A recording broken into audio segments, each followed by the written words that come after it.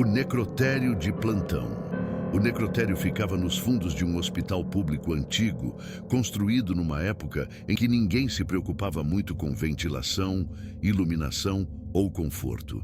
Era um prédio baixo, quadrado, de paredes grossas e sempre úmidas, separado do hospital principal por um corredor estreito, mal iluminado, que raramente via sol. Quem passava por ali durante o dia sentia apenas um desconforto estranho. À noite, sentia medo. Poucas pessoas gostavam de falar daquele lugar. Não porque houvesse registros oficiais de algo errado, mas porque todos que trabalhavam ali sabiam que existiam coisas que simplesmente não entravam. O necrotério funcionava em regime de plantão. Corpos chegavam a qualquer hora. Acidentes de estrada, homicídios, mortes naturais, pessoas sem identificação. Alguns ficavam poucas horas, outros dias. O silêncio era quebrado apenas pelo zumbido das lâmpadas fluorescentes e pelo som distante de macas sendo empurradas. Entre os funcionários antigos havia regras silenciosas, passadas de boca. Nunca desligar todas as luzes, nunca fechar completamente todas as portas.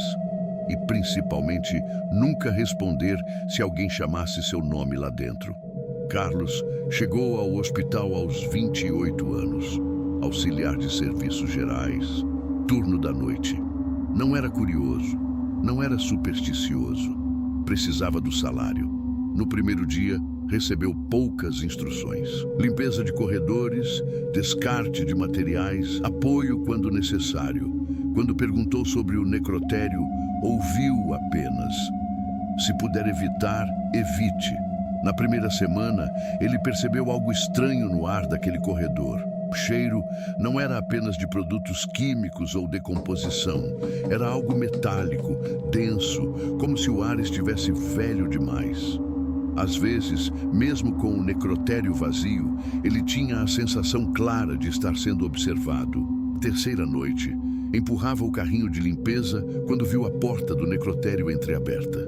Tinha certeza de que a havia fechado. Ao empurrar a porta, encontrou o ambiente iluminado apenas pelas lâmpadas do fundo, as macas alinhadas, os sacos mortuários imóveis. Então ouviu um som, baixo, irregular, como alguém tentando falar sem força nos pulmões. O som cessou de repente e uma voz rouca, próxima demais, chamou. Ei, Carlos saiu sem olhar para trás. Não contou a ninguém, mas não foi o único.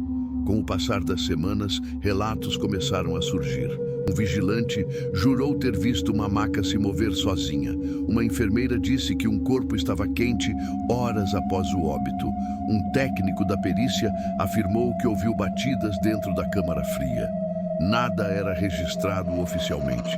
Sempre havia uma explicação conveniente. Os episódios sempre aconteciam depois da meia-noite. E quase sempre quando o necrotério estava cheio. O caso que mudou tudo chegou numa madrugada chuvosa. Um homem sem identificação, corpo encontrado em circunstâncias pouco claras, nenhum documento, nenhum parente. Foi colocado na maca número 4, próxima à parede do fundo, onde a iluminação era mais fraca. Às 3 da manhã, Carlos ouviu um barulho metálico. Ao espiar pelo visor da porta, viu a maca vazia, o saco mortuário no chão, marcas úmidas seguindo em direção ao corredor interno. Quando chamou ajuda e retornaram, tudo estava normal. Mas o zíper do saco estava aberto alguns centímetros, e de dentro vinha um som contínuo, parecido com respiração. Na noite seguinte, o vigilante João, homem de mais de 50 anos, decidiu falar. Disse que aquele necrotério havia sido construído sobre um terreno usado, décadas antes, para descarte irregular de corpos, pessoas sem nome, sem registro. Disse também que, anos atrás, um funcionário surtara após um plantão e nunca mais fora o mesmo. Alguns não sabem que morreram, João disse. Outros sabem e não aceitam. Depois disso, os problemas se intensificaram. Câmeras desligavam sozinhas, portas travavam, a temperatura da câmara fria variava sem motivo. Um estagiário entrou para buscar um prontuário esquecido e saiu correndo, pálido, dizendo ter visto um corpo sentado, observando-o. Numa madrugada de apagão parcial, o necrotério ficou completamente às escuras. Gritos ecoaram pelo corredor. Quando a energia voltou, havia marcas de mãos espalhadas pelas paredes internas, como se alguém tivesse tentado sair de dentro do concreto. O hospital tentou abafar tudo, mas algo parecia ter sido despertado. Na última noite de Carlos, havia 7 corpos no local, um número Às 2 da manhã, sensores dispararam. O rádio do vigilante chiava com vozes distorcidas. Passos arrastados ecoavam lá dentro. A porta se abriu sozinha. Algumas macas estavam vazias. Outras ocupadas por corpos sentados, com sacos parcialmente abertos. As sombras nas paredes se moviam sozinhas. No subsolo, uma luz vermelha pulsava, como se algo respirasse sob o chão. Uma das figuras virou lentamente a cabeça e sorriu.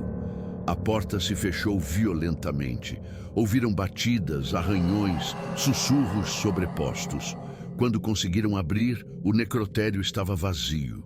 Todos os corpos haviam desaparecido. Carlos foi encontrado desacordado no corredor, com marcas profundas nos braços, como dedos pressionando de dentro para fora. Nunca mais voltou. Pediu afastamento. Meses depois, deixou a cidade. O hospital registrou o ocorrido como falha elétrica e surto coletivo. O necrotério foi fechado para reformas. Até hoje, moradores dizem ver luz vermelha pulsando sob o prédio abandonado. E afirmam que, se alguém se aproximar demais, consegue ouvir vozes chamando pelo próprio nome, como se ainda estivessem de plantão. Depois daquela noite, o hospital tentou seguir funcionando como se nada tivesse acontecido. O necrotério foi oficialmente interditado para reformas estruturais, mas nenhum operário permaneceu ali por mais de 2 dias seguidos. Alguns pediram dispensa, outros simplesmente não voltaram. O prédio ficou abandonado, mas não vazio. Moradores do entorno começaram a relatar acontecimentos estranhos, luzes acendendo sozinhas durante a madrugada, o som metálico de portas sendo abertas e fechadas, um cheiro forte de formol que se espalhava pelo quarteirão, mesmo sem qualquer atividade no local.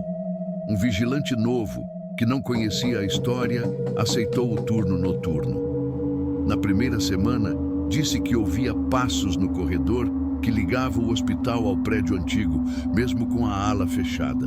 Na segunda semana, pediu para não ser escalado mais ali.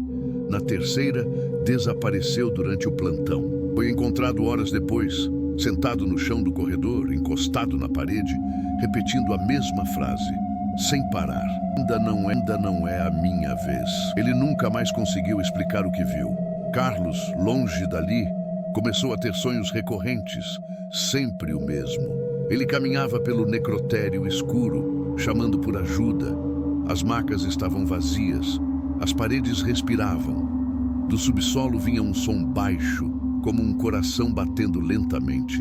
No sonho, ele sempre ouvia seu nome sendo chamado e sempre acordava antes de responder. Anos depois, Carlos decidiu voltar à cidade. Precisava resolver assuntos pendentes.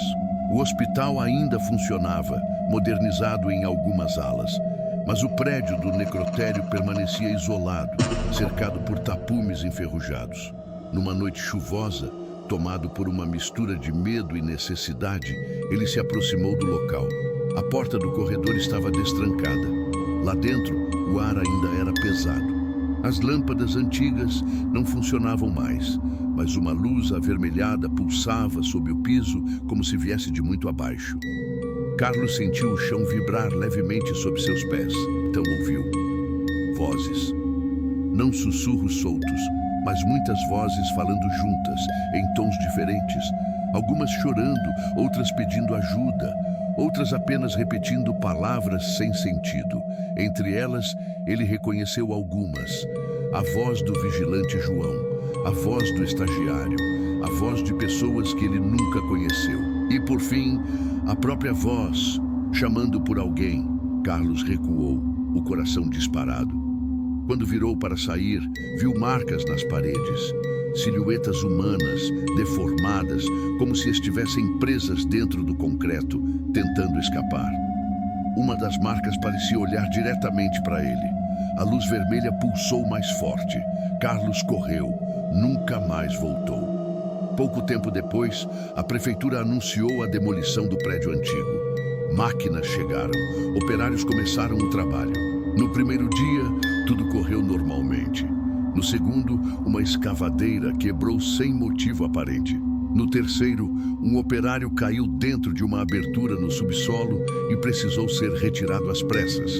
Ele gritava que algo havia tocado sua perna lá embaixo. No quarto dia, durante a madrugada, moradores ouviram gritos vindos do canteiro de obras. Quando chegaram, encontraram as máquinas desligadas, o local vazio e marcas profundas no concreto recém-quebrado. Marcas de mãos. A demolição foi cancelada. O prédio permanece lá até hoje. Oficialmente, ninguém fala sobre o que aconteceu naquele necrotério. Não existem registros públicos. Não existem reportagens. Apenas relatos espalhados, sussurrados, passados de pessoa para pessoa. Alguns dizem que certos lugares acumulam mais do que paredes e histórias. Acumulam presenças, acumulam dor, acumulam aqueles que morreram sem serem vistos, sem serem lembrados, sem serem reconhecidos, e que quando esse acúmulo chega ao limite, o lugar passa a reter algo mais. Até hoje, quem passa perto daquele prédio durante a madrugada afirma ouvir vozes baixas, misturadas ao som distante de macas sendo empurradas. E dizem que, se alguém parar para escutar com atenção, pode ouvir claramente o próprio nome sendo chamado, porque naquele necrotério, o plantão nunca terminou e alguns ainda aguardam para ser liberados.